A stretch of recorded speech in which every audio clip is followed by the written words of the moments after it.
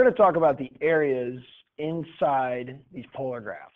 So like this area of this circle, this area of these 3 petals, area of these 4 petals, area between 2 polar graphs, something like that. How can we find this area? And let's recall area under like rectangular functions, y equals f of x's. Let's say I had a starting point A, finishing point B, and this is some function. What notation do I use to express the area? Calculus notation. Ms. Putman? Integral, okay, and then give me the integral that we'd use. We would do the area from A to B. So integral? Integral, yes. From A to B of f of x. Yes. Yes. So that's the notation we use, but what is happening there? What are we doing? What is that integral? What type of computations are the integral doing? And what is f of x and what is dx? What is going on there? How is that finding the area? Discuss that amongst yourselves for a second.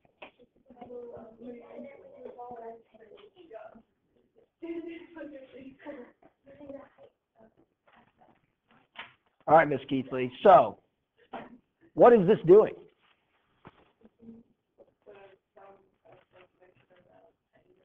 Yes, it's taking an infinite sum. This is really an infinite sum notation.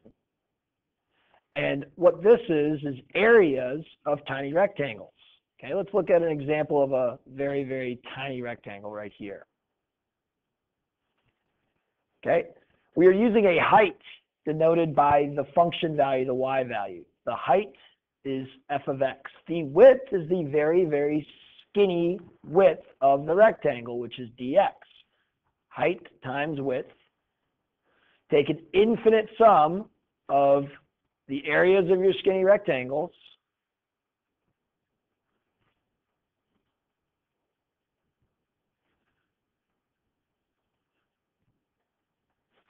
Okay, and we find the area. Now actually, calculating this is a whole different question, and that's when we use the fundamental theorem of calculus, when we use antiderivatives, but let's just think about this conceptually about how we're doing this. It's an infinite sum of skinny rectangles.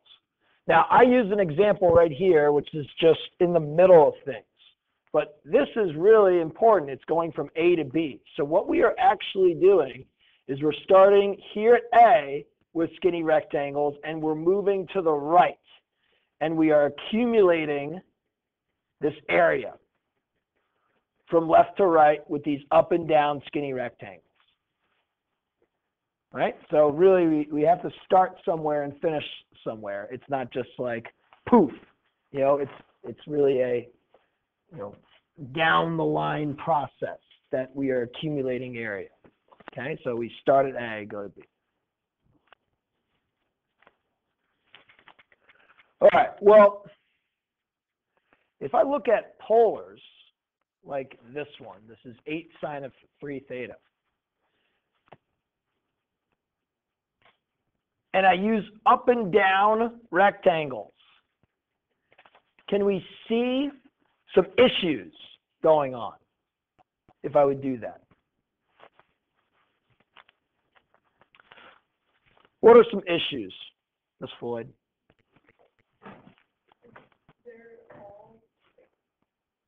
It's not like when you have it like under a curve and between the x-axis and the curve, now it's like between the actual line itself. I feel like you would just going down the x-axis. Right. So we actually don't know like the height, this y coordinate here. I do not know this distance from here to here. I don't know it. Okay, because the expression is in terms of arms. Now I can convert this into x's and y's, but then all of a sudden you notice like the top and the bottoms change very frequently, and there are even some situations where things are kind of like overlapping, and this is super complex. we don't want to use these rectangles. So we don't want to use, radiuses or heights times widths, because it's tough to find the heights, it's tough to find the widths. Okay? But let's just look at something like this guy, just a simple one. Let me just pop this up a little bit. Okay, let's look at this guy.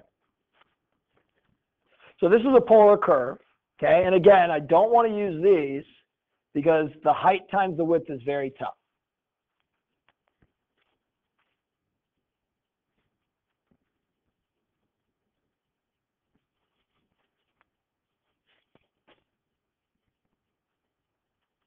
Okay?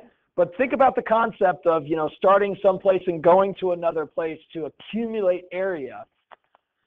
Think about another conceptual approach that we can use so that if we add up a bunch of things, I would get this area in green. Okay? Go ahead and discuss that.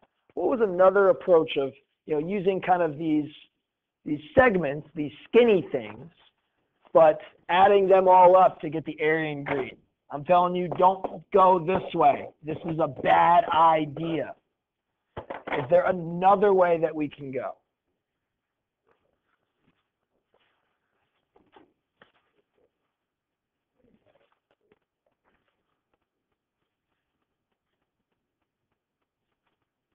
Discuss.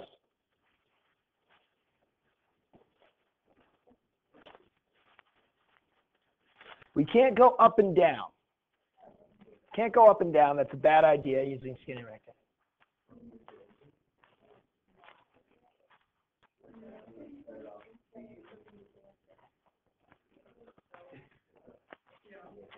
So I'm hearing out there that what if we go dy? Well, again, not a great idea because the things are going to change. This length is changing. Then all of a sudden that's going to change. So I don't want to go and accumulate area that way. I don't want to use dy. I want a new kind of concept, a new kind of idea of adding things up to get area.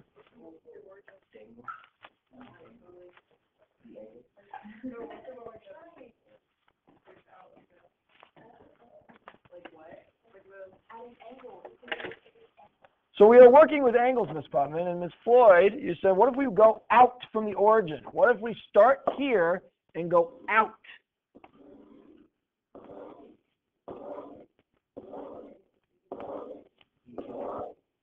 Well, this is the right idea, okay? Now the tops and the bottoms are not adjusting. Now we're just concerned with these lengths, the length from here to here, okay? That length is something I know. It's an r, and I have r is equal to f of theta. So I have some expression to get these lengths, okay? But what are we creating when we go out? We are not creating rectangles, right? Because every point is starting at the origin. Kind of like triangles, okay? But it's actually not triangles. Because we're going to want to kind of curve things off at the end, and I'm going to just show a large example. Well, I'll start with a small example here. Like this is not great.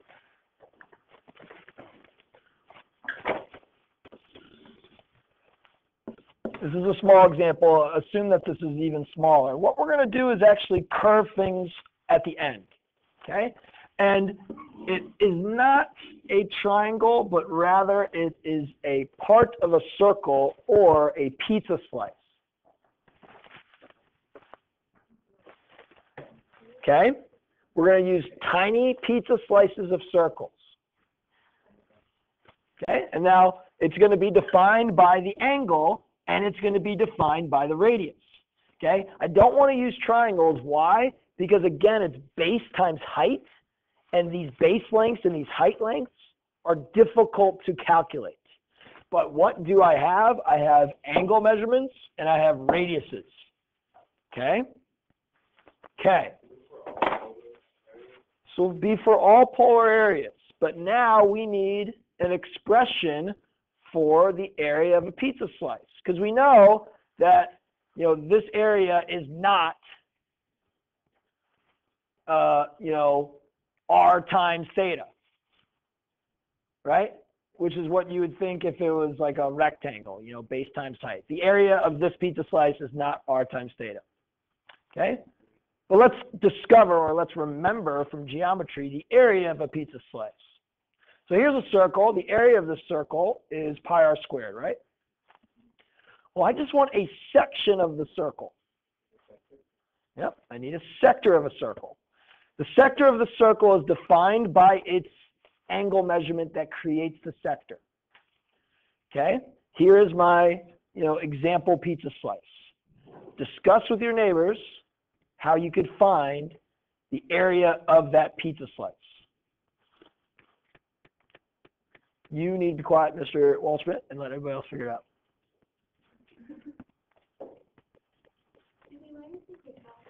No, you learned this in geometry. You learned what the area of this sector is. Now, let's think about this. I know you guys did take geometry. I don't want to get into it. Let's think about it. This is just a portion of the circle. Okay? This is a fraction of the circle. So we need a fraction of the area of the circle. Okay. Come up with the formula for the area of that pizza slice. How can I get that fraction? So you think, oh, if it's like, you know, a quarter, I would just take pi r squared, multiply it by 1/4, right? Sure. But we know it could be any angle. So I need some way. What did you say, Ms. Keithley? Pi r squared over theta is not correct. Because, like, let's think about this. If I have, you know, a 90-degree angle, you know, that's the same as pi over 2. If I divide by pi over 2, I'm not going to get 1/4 pi r squared. So I just need this much out of all of this. I need this much angle out of all of the angles of the circle.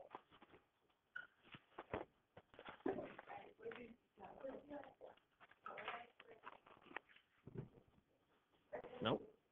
I need a fraction, so we're going to multiply by something to get the fraction of my total area. You are correct that we need to start with pi r squared, yes. But how can I get the fraction?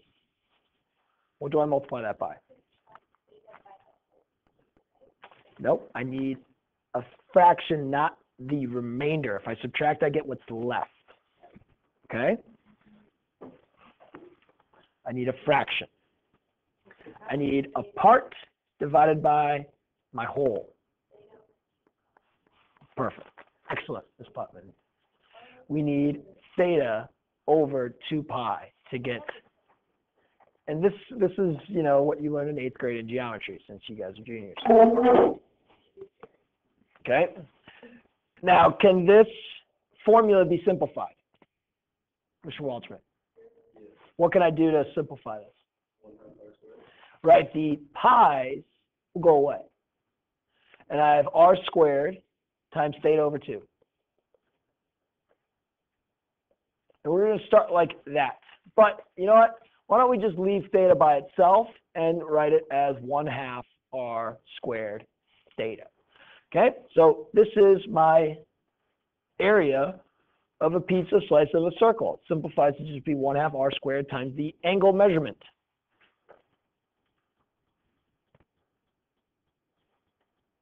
Do that a little too high.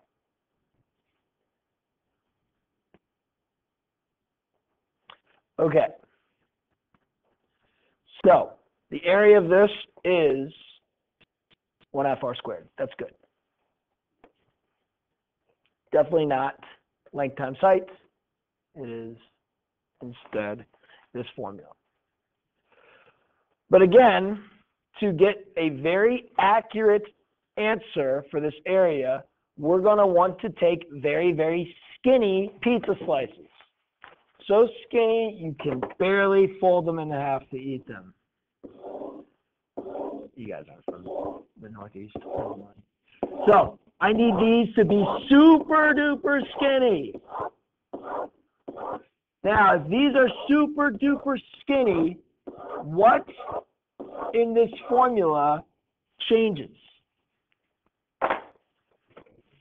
And what happens to the angle, Mr. Ahmed? Okay, so an infinitely small angle is correct if I have an infinite amount of these pizza slices. How can I express an infinitely small angle? Excellent.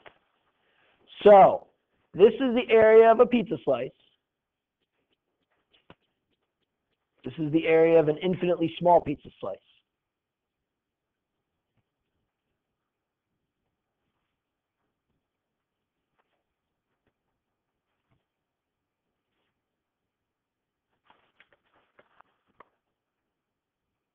And what are we going to do to find this overall area in green? Take an infinite sum of those infinitely small pizza slices.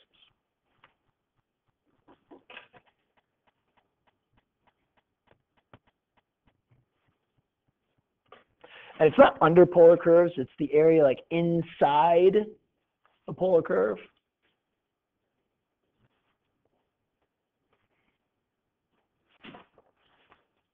Is an integral, which is our infinite sum. Now, we aren't going to say a to b because they are angles now. So they're not x coordinates anymore. So we will denote the angles by alpha and beta, knowing that they are angles that we start and finish at. 1/2 r squared d theta, because that theta is infinitely small, because they have infinitely many pizza slices.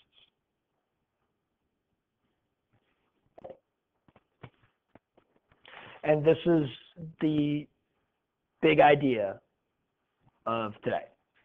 If you understand this, you understand the entire lesson. But things get complicated, and I'll show you. But let's start with an easy example. Like the BC number 2 question from this year, Mr. Waldschmidt, part A. So we'll get to B in a second, but this wasn't the actual B of the question. But number 2 on the BC test from this year said, the figure above shows the polar curves of 1 plus sine theta cos 2 theta. That is this curve here. You can check by graphing it. This is a calculator question. This is 1 plus sine theta cosine 2 theta. And then g of theta, which is 2 cos theta, that is this one. Okay? And we are just looking at 0 to pi over 2. This is very helpful that they're telling you where we are starting and ending. Now think about f of theta here, 1 plus sine theta cos 2 theta. If I plug in 0, I should get 1. Let's see. 1 plus sine of 0 is 0. Cosine of 2 times 0, cosine of 0 is 1. So it's really 1 plus 0, that's 1. So that's good. So when I start, and it's very important to remember about how these graphs are created, they're not created starting from like 0, 0. They're starting from the angle of 0. That works. And as the angle changes, those points are placed. And as the angle gets to pi over 2, we end up back at 0 for r. Does that make sense? Okay, good. Well, they are asking you for part A to find the area of r. Well, again, let's think about it. The new concept is not up and down. We don't want that. That's bad, especially when we get to the right. First of all, I don't know what the y coordinates are. I could convert them if I wanted to. But then over on here to the right, the y coordinates change, and we have like an up and down. That gets complicated. Instead, I want tiny pizza slices from inside out. All the way from 0 to pi over 2. Go ahead and find that answer. You can use your calculator to check the answer that you should have gotten, Mr. Waldschmidt, when you did this test is 0.648.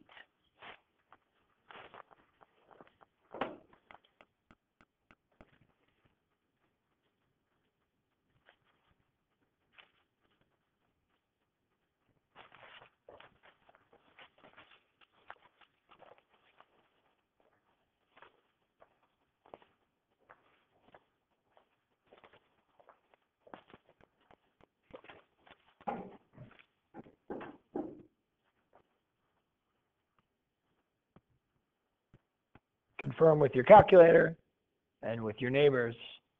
The toughest part of this really is not the concept. If you know the concept, it's easy. It's just typing it into your calculator correctly.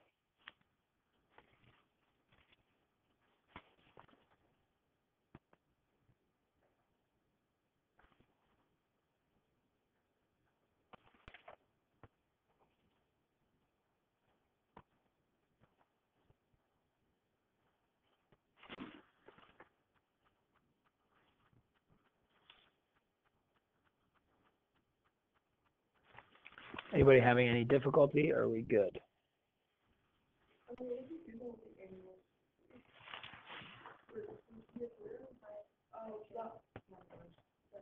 Yes. Does your calculator have, No. It does not have to be in polar mode. It can be in any mode. okay.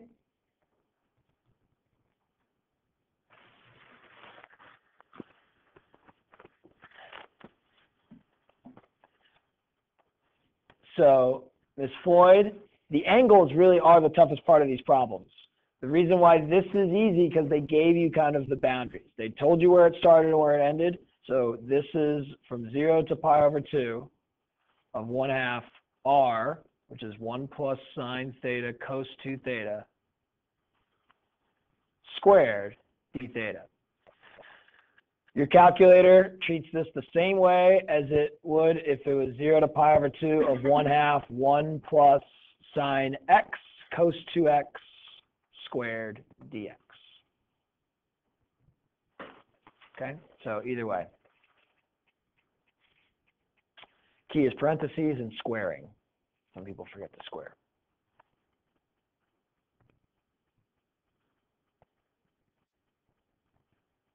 Okay, well, if we understand how we found areas between curves when they were rectangular in functions, we can also understand how to find areas between polar curves. So let's find the area of S.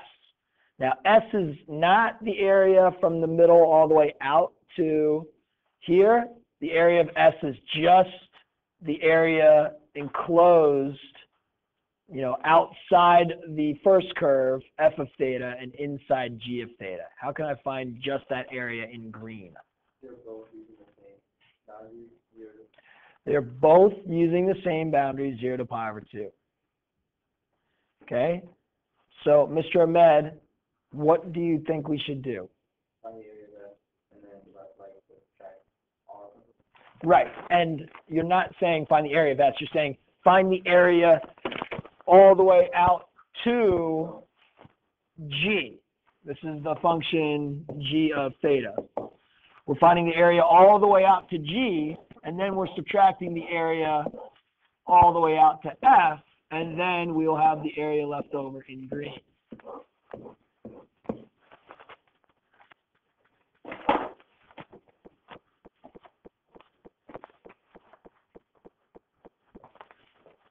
Okay, and the answer is 0.922. So let's make sure we get 0.922.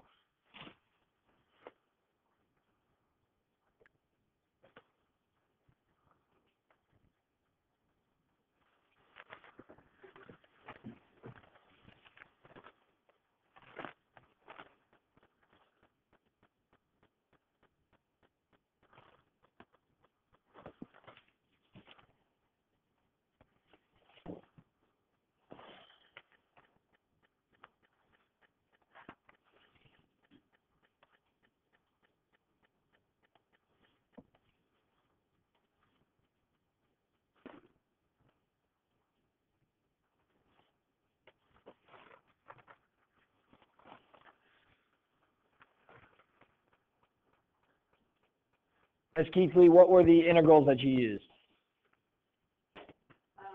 Well, I did the interval from 0 to pi over 2, 1/2, 2 cosine theta, squared d theta, and subtracted what I got. So.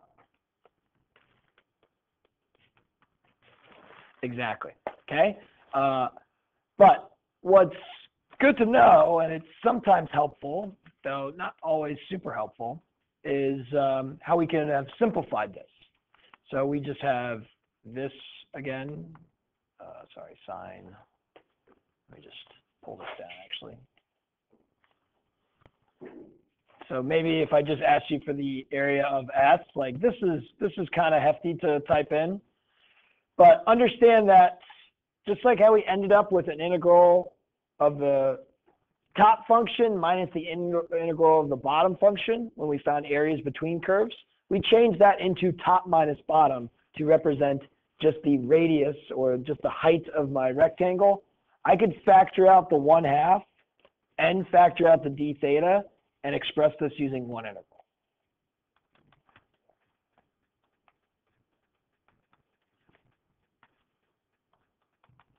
So you're just saying we can combine them like we did before? We can combine them just like we did with areas using rectangles. Okay, so just FYI, and if you want to, and you can think about it conceptually, that we end up just taking, this kind of distance, which is your outside radius squared minus your inside radius squared. It's not really that, but you can just do one integral, 1/2 a to b outside radius squared minus your inside radius squared. That looks familiar to you. It's kind of like when we spun things around, we were talking about radiuses. There's always outside and inside, but it's different. But cool. All right. Well, that's actually an easy one because they really gave you the boundaries and they said we're starting at 0, we're going to pi/2. You just have to know that it's 1/2 r squared d theta. Okay, but things get more complicated with polars because sometimes they don't give you where you start and you end. Like the concept of, to find the area of these 3 petals being 1/2 r squared, this is not difficult. What's difficult is what goes there and what goes there. And what we find is that there's going to be multiple ways to do problems like this. But let's just go with starting here and figuring out what goes here and there. Okay? And it's all about how the graph is created. Remember how we create this graph. We start with angle measurements. And angle measurements create radiuses, and then we plot the points on those angles, and that's where we're kind of standing. Come on.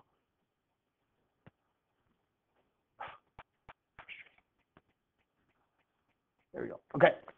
So we always start at the angle 0. It's easy to conceptually think about that. Well, if I start at the angle 0, what is my radius?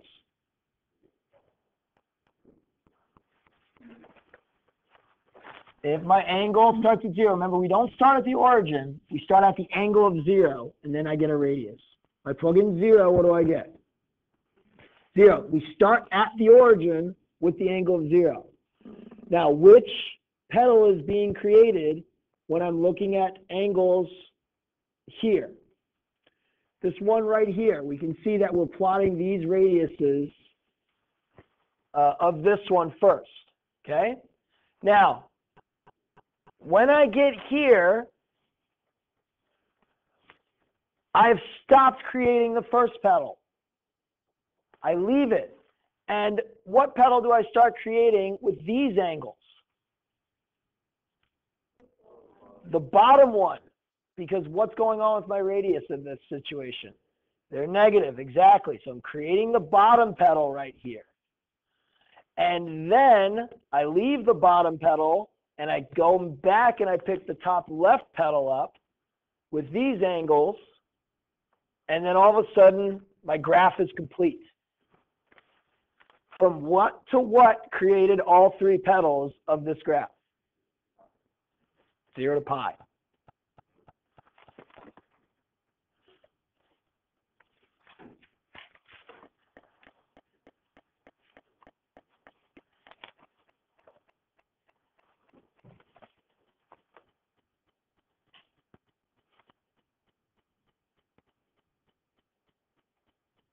Okay? Well, let's do another one.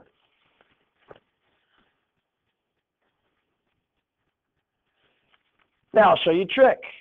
We can use our calculator to do this. Let's go back and graph in our calculator 8 sine 3 theta.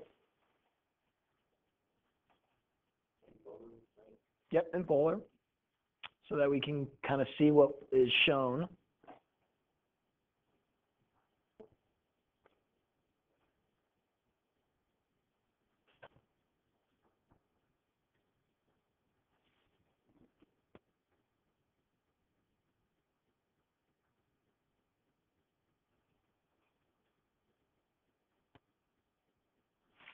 Okay, here's the graph. Now, look at my calculator. What's going on with my calculator right now? Let me show you again.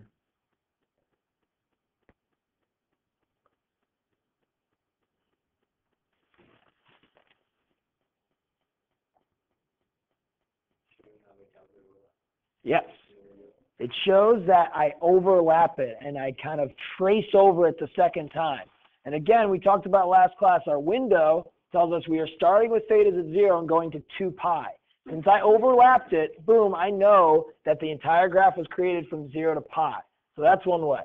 Another way that can help, I can use trace. And I can just go understanding that we're going in multiples of like pi over 24 and understanding that pi is 3.14 and 2 pi is 6.28. I've gone all the way around my graph when I get to 3.14. And then if I go further, I see that I'm tracing over it. Okay? So, If it's not pi, you just take whatever decimal we give you and divide by pi. sure. But it's a multiple of 24, so sometimes it's not going to help you out. But yes, you can divide whatever decimal they give you by pi, and it'll give you a fraction. Okay? So let's do this one. You can use your calculator to help you, or you can just think conceptually about how those 4 petals are created. We got to figure out, you know, how much goes into creating these.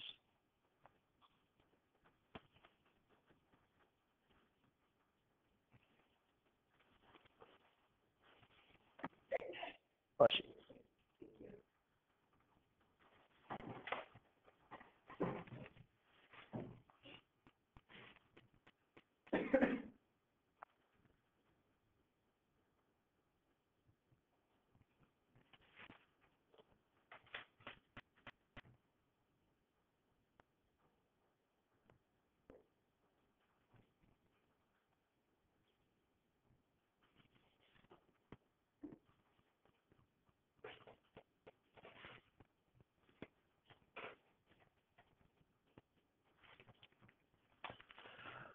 From what to what, Miss Putman?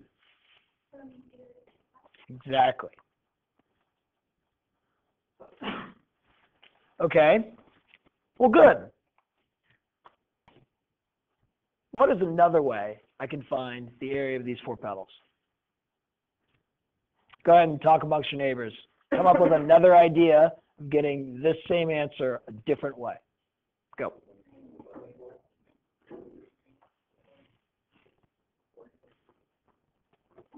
What do you think, Mr. Ahmed?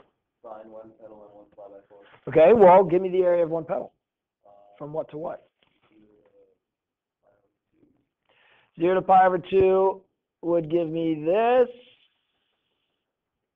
and then this left out. But that's not 1 petal, you know, that's like 2 different halves of a petal. So who could tell me how I could get maybe this petal right here?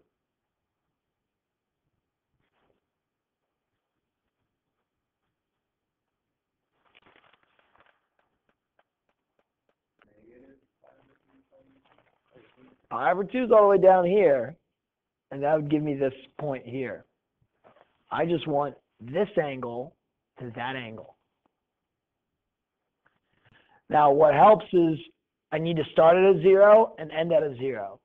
If I plug in some pi over something, I'd have the cosine of pi over 2, or 3 pi over 2, and that gives me a 0.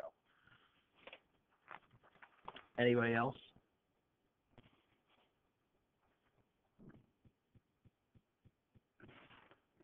Come on, you guys can get this.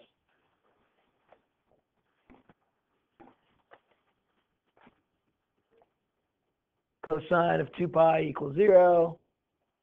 Cosine of y equals 0. Give me a y, Miss Putman. Alpha cosine equals 0. Yep. Pi over 2. Yep. Give me another one, Miss Keithley.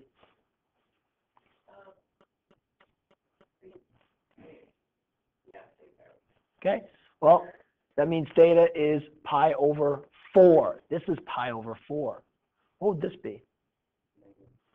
Negative pi over 4. If we went from negative pi over 4 to pi over 4 of 1/2 4 cos 2 theta squared d theta, that's one petal. Multiply by 4. You'll get the same answer. Okay, well, let's not worry about these negative angles. That's confusing. Is there another way I can get this?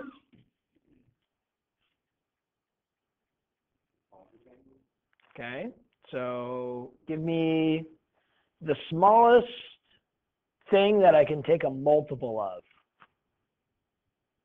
to get all 4 petals.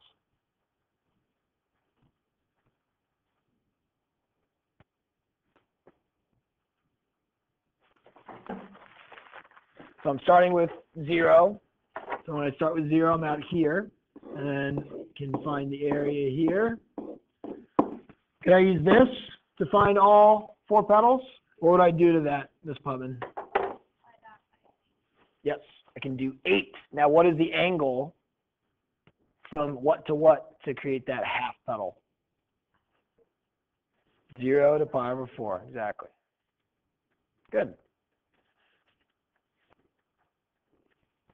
This equals that. Okay? All different ways. A typical multiple choice question would be like, what is the area of one petal? And you would see all these different types of integrals, and you have to pick the right one, but understanding that there's multiple ways to find the same answer. Okay? All right. Another issue besides the angle measurements, and this includes the angle measurements, is sometimes you need to split things into 2 parts. Look at this area here.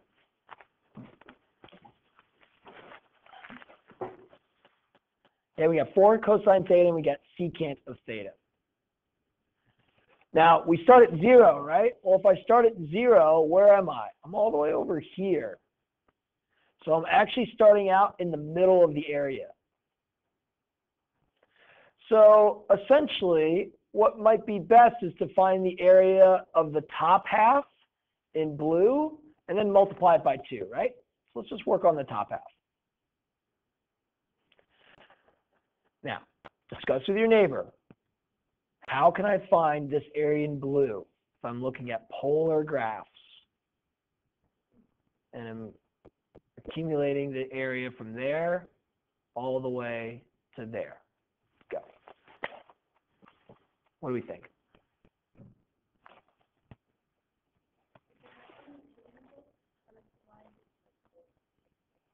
The angle is until you get to the intersection. Yep. So, Ms. Putman, you are correct. We have this radius until they intersect, and then we have this radius. Now we have to find the intersection. How do I find the intersection? Well, if I have my calculator, I can just set these 2 equations equal to each other and graph to solve, right? Or let's see if I can do anything crazy here. This is 1 over cosine theta. I can multiply both sides by cosine theta. I get cosine theta squared is equal to 1, or cos squared theta is equal to 1/4. Take the square root of both sides. I get cosine theta is equal to plus or minus 1/2. When is cosine equal to 1/2, Miss Keithley? Yes, you do. When is cosine equal to 1/2? Cosine equals, I can't think of it. Think of your 30, 60, 90 triangles. When is your adjacent side 1/2, the shorter side? I wish I taught you pre-cal.